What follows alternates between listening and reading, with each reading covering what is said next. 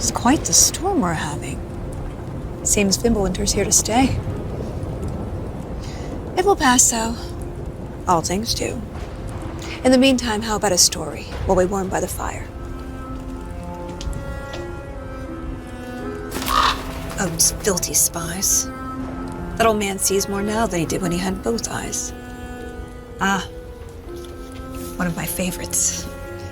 It's a story of adventure. A father and son working together to overcome insurmountable odds, setting in motion the greatest war the 9 realms have ever seen. I'm getting a bit ahead of myself. Let's start from the beginning.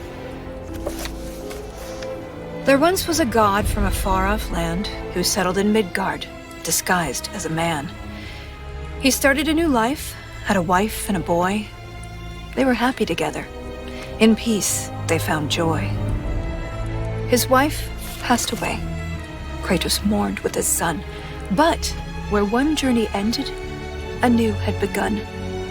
Faye's final request, though it seemed rather bleak, spread my ashes atop the 9 realms' tallest peak. As they readied themselves for the long road ahead, a stranger accosted them in their homestead. Baldur sought answers as Odin's hand. Kratos gave none to the Aesir firebrand. They made way for the mountains. Kratos taught the boy skills, keeping godhood a secret but training to kill. Gods were always in danger, this Kratos knew, but secrets, he'd learn, could harm the boy too. They found Mimir in a tree, punishment for his wrongs, so they lopped off his head, and they brought him along. Mimir held ancient wisdom and knew the lost god of war. He warned, "Tell the boy," but Kratos ignored. No, now hold on a minute. Is that all that's in there about me? Something to add? Actually, yes, I do. You see, Odin, in all of his dreadfully paranoid wisdom, trapped me in that bloody tree for perceived wrongs, and I led quite the colourful life before even meeting him. It all started when I was just a lad in the service of a great fairy king. Riveting stuff, really. We'll have to get back to that later. No, don't turn the page. I wasn't finished. If Mimir were telling the story, we'd be here all day. Anyways, they met Freya, masquerading as a witch in the woods. A god knows a god. She would aid where she could. She cautioned, "You must tell your son he's divine." But Kratos dismissed her. He'd regret this in time. On the road, Baldur's allies, Thor's sons, attacked. Something snapped in Atreus as he tried to fight back. The Aesir lost the battle, but Atreus fell too. Kratos rushed him to Freya.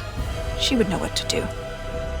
Freya was disheartened with the father's neglect, but with the heart of Hell's troll, she could save his son yet. Kratos thundered through Helheim and slew the great troll. He had captured its heart, but in his, burned a hole. He returned with his offering. Freya cast a keen spell, and Atreus was healed, though not all was well.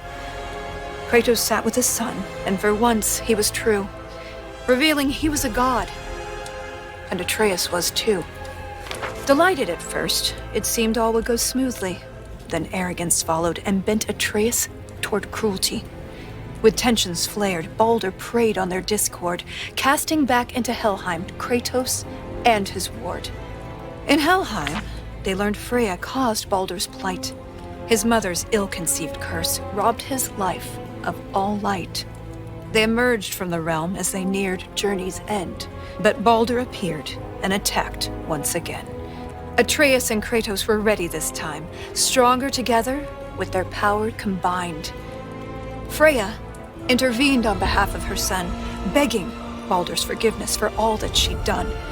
Baldur strangled his mother. Kratos lunged with a snap. Baldur slumped. Freya wailed. And he died in her lap. Something changed in the world. Snow started to fall. The dawn of Fimbulwinter. The dusk of it all. Atreus asked, "Is this what it means to be gods? Killing our parents forever at odds?" "No!" Kratos bellowed as he dropped to one knee. we will be the gods that we choose to be.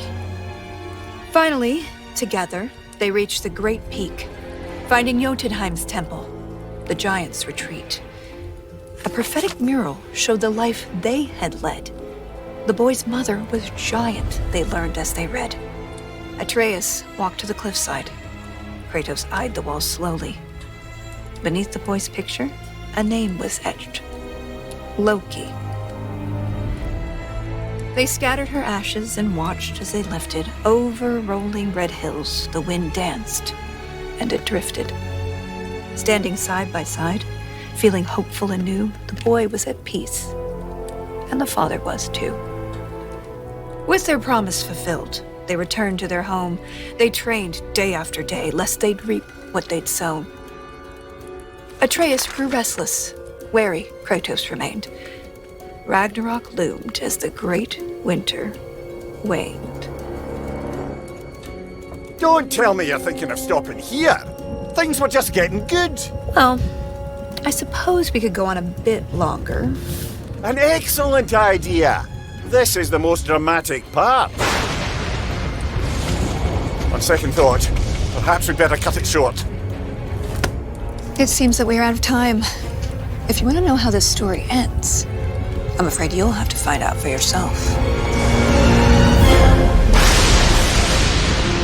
Until then.